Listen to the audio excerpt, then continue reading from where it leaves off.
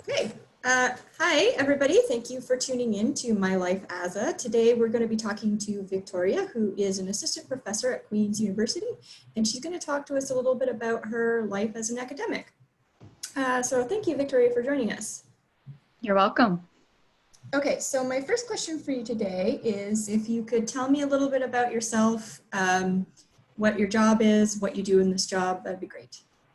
Okay, I am an assistant professor at Queen's University. And so my job entails doing a little bit of administrative work for the university, but mostly my job consists of teaching undergrad and graduate students, supervising graduate students, and conducting my own research. Cool. Can you tell me a little bit more about what your research is, what you specialize in? Okay, well, I work in the Department of Sociology, but I'm actually a criminologist. My degrees are in criminology. And so my research is related to crime. I've done research on a variety of topics related to crime over the years. Currently, I'm working on a project on police use of force incidents in Newark, New Jersey. And the data for that project comes from police body-worn camera video footage. And I'm working on another study looking at following a continuum of use of force in taser or conducted energy weapon cases in the OPP. Okay, so that sounds super interesting. I'm wondering how you conduct this research. Do you get to go out and play with the taser, or how do you do this? Well, with the body camera project, we have a student who's granted access to the police department. So the student goes actually to the police department every day and watches the video footage and records particular variables that we're interested in an Excel spreadsheet. So that's not that exciting. And the taser study is even less exciting, actually. So the taser study, we used use of force reports that were completed by police officers. And we just took the data from the reports and put it into an Excel spreadsheet. So I actually don't get to see a lot of action in person, to be honest, with my research. Well, that's sounds like it's kind of too bad. But what things do you like about your job? There must be some really cool stuff you get to do. Yeah, I mean, I can pretty well study whatever is interesting to me. If something kind of strikes my fancy and I can get other people interested in the project as well, I can get some funding to do the project. So I can pretty well explore any kind of topic I want to. So I'm always kind of learning about new topics, exploring things that I think are cool, maybe other people find boring. So it's just, I'm always learning something new. I'm always exploring a new topic. So that's probably my favorite part of my job. I also really quite enjoy mentoring graduate students and helping them get through the research process for their projects as well. And what would you say is your least favorite part of your job? Probably the least favorite part of my job is grading term papers for the many students that I have in my various courses. I enjoy teaching the courses, but I don't love grading the assignments. But that's why you get TAs to do it, right? Sometimes some of my courses I have assistants that help me out, but some of them I don't. So sometimes I just have to put my head down and do the grading myself. But you know, I don't want to pretend like that's a horrible, terrible part of my job. It's really not that bad. I pretty well love every part of my job. If I had to pick something that's the worst part of my job, I guess that's it. But it's really not that bad. My job is really, really a wonderful job.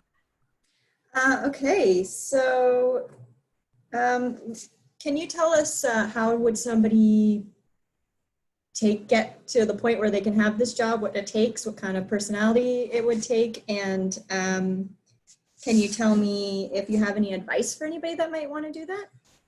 Okay, well, it takes a long time to get into a job like this. It takes a lot of education. I have an undergraduate degree and 3 master's degrees and a PhD. So the education took me about 10 years. And so I guess in terms of a individual personality type, you really have to be very stubborn and unreasonably stubborn. I mean, just never quitting. But you also really have to truly, truly love reading. There's a lot of reading to do in that 10-year period. And of course, I continue to read about all kinds of topics in my day-to-day work. So you really have to love reading, and you really have to be very stubborn and very persistent. I guess those are sort of the biggies. Be stubborn and enjoy reading. So how did you get into, what made you decide to pursue this? So it obviously takes a long time and a lot of dedication. Why did you want to dedicate all your time to this particular topic? Well, I want to be able to tell you that this is some sort of like lifelong ambition or something, but that's actually not the case.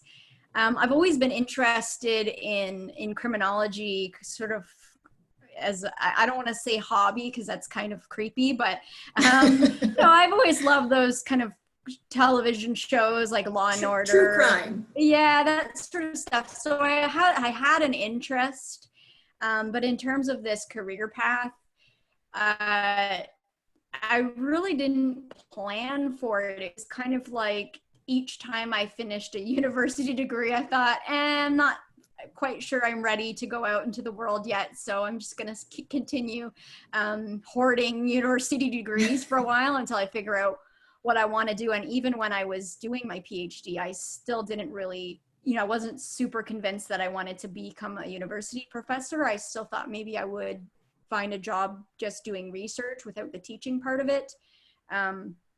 So yeah, I want to be able to tell you that this was like some kind of lifelong ambition, but that's actually not the case. It was just kind of an accidental. I just kept going back to school because I couldn't figure out what I wanted to do with my life. And I've always sort of had an interest in true crime type stuff, books, television, movies. I think that's probably maybe a little bit reassuring for younger people who don't know yet what they want to do. There's a lot of pressure, I think, when they start university for them to be like, you need to know what you're doing and have it all figured out, but you really don't. And you're a good prime example of that. So that's inspiring. You just kind of fall into these things sometimes. I mean, that's not to say you shouldn't have a plan or, if you have an ambition to do something, certainly move towards that. But sometimes you just don't know what you want to do, and that's okay too. Yeah. All right. Was there anything else you wanted people to know about your interesting job? I guess what I would like people to know is that my job is just as much research as it is teaching. So I do get a lot of comments like, "Oh, you're on summer holidays now. That means you're not working," and that's not true. I spend the whole summertime collecting data and writing manuscripts and that sort of thing, and then I also have to spend kind of the tail end of it preparing to teach in the fall. So my job is just as much research as it is teaching. When I'm not teaching, I'm still very much working. I'm very active with my research. What does Indiana Jones say, that most of the work isn't done in the library? Yes, that's true. He says research, reading, and that's very true. A lot of reading. Yeah. All right, so thank you very much for sharing your time with us and letting us know a little bit more about your very interesting job. I think it was really enlightening for people. It's probably not something people know a lot about. So thank you very much for taking the time, and I hope everybody enjoyed watching this little segment. Thank you. Okay, thanks. I just have to...